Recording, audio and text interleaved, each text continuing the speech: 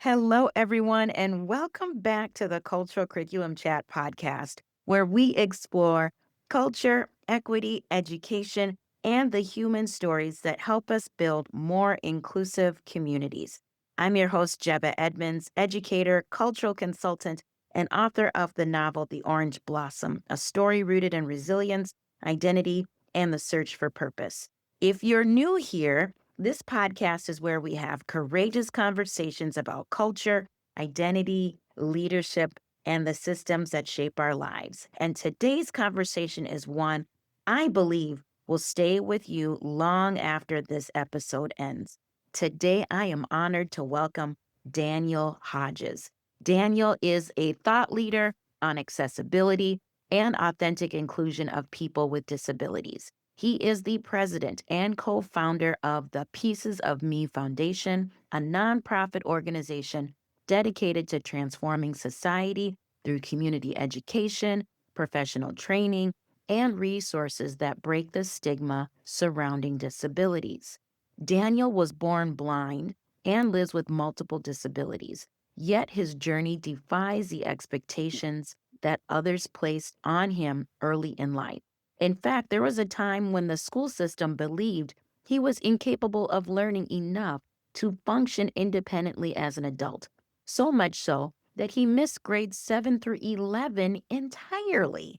Yet today, Daniel holds a Juris Doctorate from the University of Baltimore and a master's in healthcare administration from Western Governors University. His life story is one of resilience, purpose, advocacy, and the power of finding your why. Daniel, welcome to the Cultural Curriculum Chat podcast. Thank you so much for having me. It's a pleasure to be here with you today. Oh, thank you for joining us. And let's begin with your story, Daniel. You were born blind and faced many barriers early in life. Can you share what your childhood and education journey looked like? Yeah. So, as you mentioned, I had very little eyesight in one eye and virtually nothing in the other. And, my parents did the best they could. They took me to eye doctor after eye doctor. They tried to find different glasses and different things that would work. And all the while, there just wasn't that miracle solution out there that they could find. And everybody tied my potential as an adult to restoring my lost vision. So we're talking doctors who were trying to doctor things and school district in rural Ohio that had the best of intentions, but didn't know to call the School for the Blind in Ohio, a couple of hours down the road in Columbus. And so, K through 6, it was a lot of, hey, let's, magnify the print so that it's the size of your palm and you can read it one letter at a time. And you try to learn like that, and eventually you got eye strain and just slow reading, and you internalize this idea of, okay, I guess I'm not capable of learning at the same rate as my peers. I'd have to try to memorize everything, and heaven help I forget.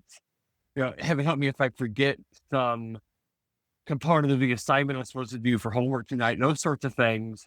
And then eventually, like you said, it got to the point where mom tried to homeschool me, which was a reasonable enough thing, except for the homeschooling materials were inaccessible too. Nobody was there to support her. And so I didn't actually get a real shot at learning until I did a school for the blind in Idaho for what should have been grade 12.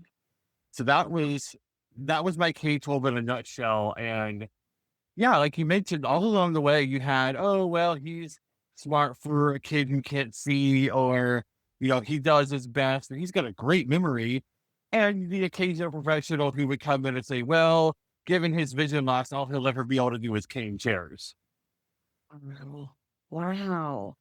I wish you could go back to those folks that, doubted you and said, well, actually, look at me now, I love your tenacity and not giving up, but also understanding how students, with differences, how they struggle to try to not even adapt, but try to keep up and make their own adaptations. Like you said, memorizing as much as you can. And then, like you said, heaven forbid you forget something, Yeah. that must have weighed heavily on you to just think that, because of my difference, I'm not going to, you kind of internalize that, right? Like, I'm not going to be like my peers because those accommodations, weren't there for you. Wow. Absolutely. I remember distinctly a time when I was in fifth grade where I was under a lot of stress at the time. And I went home fully expecting that I would remember all of my math problems for the night. Because that's what I did. I was, okay, we're, even numbers 1 through 14 plus, 23, 35, and 48, or whatever the case may be on Wow. page, 367. The teacher could say that afternoon. I'd go home, remember it off the top of my head that evening, and all was well. Well, I had one night where I couldn't remember, and I'm like, oh no. And it happened a couple of days in a row. So I actually went to the school and said, hey, something's going on here. I can't remember what I was supposed to do. And no, I didn't write it down because I can't read my own handwriting. And they're like, "Well, welcome to being human. If you can't you remember everything." No, you don't understand. That's a technique I've been given. Help. And, Yeah. eventually, ironically enough, I was diagnosed with ADHD later in my in early adulthood, which is funny because I do have, in one hand, great memory if I'm able to intentionally focus on something, and Mhm. yet also bad short-term memory if I allow myself to slip. And, Mhm. ironically enough, the intersection of those quote unquote disabilities combined with me being gifted actually made it to where it took years for somebody to actually say, hey, you actually do have ADHD. Nobody caught it because you were operating in this particular zone, and so when you slipped, you didn't slip into the area they thought you would. You slipped in the Mhm. quote unquote normal range, which is how it was missed. So Yeah. I find all of that, particularly like you said in the education system, really fascinating. Yeah, that is fascinating because all they were focusing on was your vision loss, and thinking that was just it, and how you use that as your survival tool, to Yeah. keep up, but also it ended up also being another superpower of yours because of how far you've come. This is just an amazing story. You've with that example of experiencing, disability discrimination, the assumptions that, oh, you're only one category here and not the other. Um, you also talk about when I did research about nearly losing custody of your child during her cancer treatment. How did that experience shape your advocacy work? Yeah. So to set the stage for your audience, my wife at the time, and I were having our first child, our daughter. We were in our early 20s. We were living in Denver, and we had actually gone through multiple different hospitals during my ex-wife's pregnancy, looking for a team that we thought would be safe because we knew that blind people losing custody was a thing. So we were actually aware of that reality and trying to mitigate the risks while she was pregnant, knowing that our child had a 50-50 shot of inheriting the same eye cancer that her mama had beaten. And even with that, we find a team that we think is going to be affirming, or at the very least open-minded. Yes, And yes. we get to the point where we're, I guess I shouldn't say we're delivering. I didn't do much of anything. But where, Support. I get it. yeah, Yes. I'm a mommy too. Yes. but where her mom is delivering and welcoming baby Heather into the world. And in the midst of all this, you've got nurses coming in and checking the diapers because they don't believe that Heather hasn't used the restroom or soiled a diaper. They don't believe that, even though Marion's like, yeah, I know how to tell if a diaper's soiled. She's not Exactly. soiling these diapers. Literally Mm. had a nurse come in and unwrap all of them because she didn't believe her. We had social workers and psychologists coming and saying, well, how can you tell if, can you tell the temperature? How can you do these other things? And we answered every one of those questions. We, diapers were changed. She breastfed successfully. Everything you would expect new parents to be able to do, we did. Yeah. Um, Yes. Nonetheless, the hospital actually held us an additional night in the hospital waiting for Marion's mom to come back to Colorado from Idaho to visit so that Mm. they would have a sighted person in the home before they would release us from the hospital. And Wow. even with that, even Yeah. with that, we had a note from CPS on our door when we got home saying, hey, there's a case open, we'll be back. So Oh. the day that we took Heather for her first eye appointment, and by the way, saw the spot in her eye that we knew we'd have to treat, that same day, we were navigating having a CPS worker in our home who was sent there to question whether or not we could parent. And Wow. thankfully, we had an awesome caseworker. She came in and she said, you know what? It don't smell like drugs in here. It's relatively clean for everything that's been going on around here. Why am I here? And she opened up the Exactly. case and she says, you got to be kidding me. The only thing that they have here is that you're blind. So here's what's going to happen. I'm going to keep the case open because I'm legally required to, but consider me an ally. I'll bring diapers, I'll bring baby clothes, work it into your schedule as everything as you can, because I know you got other stuff to do. And in the meantime, I'm going to go back to the state and say, not only should I not be here, but this is wrong. So, Yes. we lucked out there. We were very, very blessed there in a way that some other couples haven't been. But Yeah. you know, yeah, I was working full time during that season, graveyard, stocking shelves at a retail store, and attending sometimes multiple appointments a week for Heather's care. And um, to get to your question, now that I've laid out the scene, Thank you. sorry, No, no, um, no. Thank you for the background because yeah, I want my listeners and viewers to understand, although you and your wife at the time had disabilities, just the cruelty of, being new parents and still being scrutinized that you were incapable of, taking care of your child. That's just heartbreaking. Huh. yeah, and so somewhere along the way, I was able to internalize and say, these people, though they made decisions that I profoundly disagree with, Hmm. were byproducts of a healthcare system that has historically marginalized, abused, and just downright, uh, you know, dehumanized people with disabilities for Hmm. generations now. That is the system that brought them up. That's the system they came from. And so while there is some culpability there, they'll have to be accountable for that. That's not on me. The bigger culprit here is a system that desperately needs reform.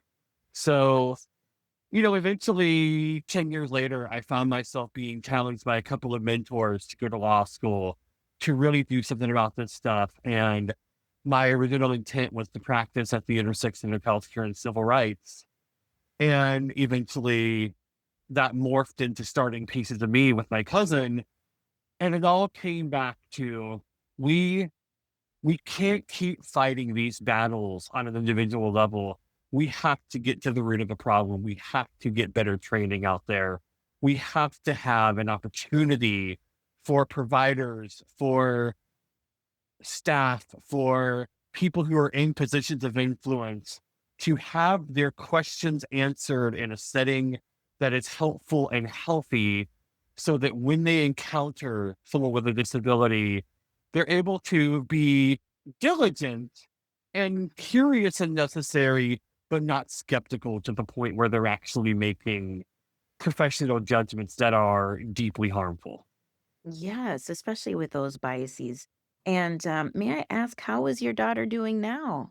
I'm glad you did. She is doing great. She is about to turn 18 at the time that we're recording this here in a few weeks. And she's just about to finish getting her driver's license. I mean, she's rocking it. That's amazing, Daniel. Oh, I feel you. I just had my son just turned 18 2 weeks ago. So I feel you, when they feel like they're now adults, it's like, oh, you're still my kid. You'll Yep. always be my kiddo. Yeah. That's wonderful. And yes, this does lead me to the Pieces of Me Foundation that you co-founded with your cousin. And especially, your family story with your daughter, Heather. What else inspired you with this Pieces of Me Foundation? Like, what are you all doing right now? Are you going to health systems and providing training? Can you tell us a little bit more about that? Yeah. So to get to your question of what inspired it, I was actually coming off the tail end. No, I wasn't coming off the tail end. To be real, I was in the tail end of a serious mental health crisis in 2019. I saw so many people who were falling through the cracks, same mistakes, same ignorance, same bias, and was just over it. And at the same time, I was hanging out with Christy, my cousin in Phoenix, and she was talking about how, even as a social worker, when her daughter was born with an unexpected limb difference, nobody knew where to send her. Nobody knew how to help her. And nothing in her professional training had prepared her to set her daughter up for success either. So I said, okay, Christy, there's a common theme here. It doesn't matter what disability or difference we're talking about here. The underlying roots are the same, and we've got to attack them at the roots. So that's what led to us saying we're going to break stigma, and we're going to break stigma with better information, with better conversations. And so the idea of spelling pieces, PEACES, started us down the road of saying, okay, we're going to reframe this conversation. You're not missing a piece, PIECE. You're missing the piece, PEACE, that comes with knowing that you are exactly how as you are meant to be. And it evolved into, let's meet people where they are. Let's have the conversations we need to have with every stakeholder in a way that opens up the conversation, calls people into the conversation, and in doing so, say, look, if you're willing to sit down with us and talk human to human, we're not worried about if you say something's delicate or if you ask something that comes out sideways. There's grace here because by virtue of us having this conversation with you and you having it with us, we're assuming good intent. So let's break down the barriers. Let's break down the tension and the fear that often accompanies the discussion of accessibility. And by the end of it, not only are you going to feel differently about this topic, but hopefully you're going to see a new path forward within your sphere of influence. I love that. And also too, I love how you have the spelling PEACES instead of like a piece, like a puzzle piece. Like nothing is missing. We want to be here living in peace as who we are. And that is just amazing. I love how you shared about the importance of calling people in rather than calling people out. Why is that distinction so important, Daniel? Because we want to actually make progress. I'm not into performative inclusion and I'm not into performative advocacy. There Yes. are there are voices out there who are sharing a message of hurt and of division because it comes from a place of trauma and it comes from a place of deep pain. And I get that. Trust me, I've been there. But to me, turning that pain into purpose means making practical steps toward solving the systemic problems. And we can't do that if the people we're counting on to help us make these changes are feeling defensive when we're around them. Yes, yes, thank you. And what is also like, what are some of the biggest misconceptions that people still hold today when it comes to people with differences? Well, so the first one is that people people often assume that the disability itself is the barrier. For instance, if I were to ask you off the top of your head, what percentage of my daily struggles do you think are intrinsic to vision loss versus versus what's a byproduct of inaccessibility or systemic bias? Most people will say it's 70% vision loss and 30% lack of Yeah. inclusion and accessibility. And I say it's actually the opposite. Bias and inaccessibility is a much bigger hurdle for me than the ins and outs of actual vision loss. I can train for that. But when I'm having to kind of gulp every time I need to go check out a new website, a new app, because you know it's not going to be accessible. You just hope it's passable. When I'm applying for the job and you're you feel like you have to be 20% or 50% or 100% better than the competition because it's not about what you can do, it's about what they think you can do. That's a huge hurdle. And then the beauty of this is when we understand that inaccessibility and our own perceptions are the problem, guess what? It's fixable. We don't Yeah. we don't need miracle surgeries or some magic dust to undisabilityify us. I mean, sure, some people are out there trying to get the medical treatment possible. That's fine. That's not what I'm talking about here. Mhm. It's that perception that we need some quote unquote miracle cure to get back into society that holds us where we are and keeps us from really entering the world around us. That's the biggest misconception right there. And then I think, Yes. similarly, people are people are under this inception under this misconception that you have to choose between access and profit, between inclusion and merit. And those are false dichotomies. So false. Yes. Accessibility done right is profitable. Yes. Inclusion done right is based on merit. Bring our gifts and talents to the table. My phrase is let me compete in an arena free of bias and barriers and be the best candidate win. That's what this should look like. Yes. Oh, I love that. And I can't stand that misconception, Daniel, of, oh, accessibility is expensive, it's difficult to implement, and what are some practical steps organizations can take today? Because that, like you said, those biases and the lack of accessibility is the most, like you said, the biggest hurdle than your vision loss. Yeah.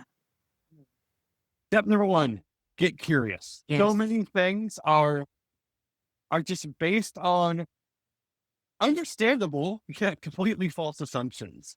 So we within the disability rights, disability justice movement have not done a good job on the whole of highlighting the business case for accessibility. Yes, there's a human rights case. Yes, that case is valid. But especially when you're on the verge of a recession, people want to keep their businesses open. People want to be able to feed their families. I get that. So we need to go back to our strengths and say, look, we help businesses make money. We help businesses stay open. We help Yes. businesses innovate. That's we bring gifts and talents and insight to the table that organizations need. That's the big thing right there.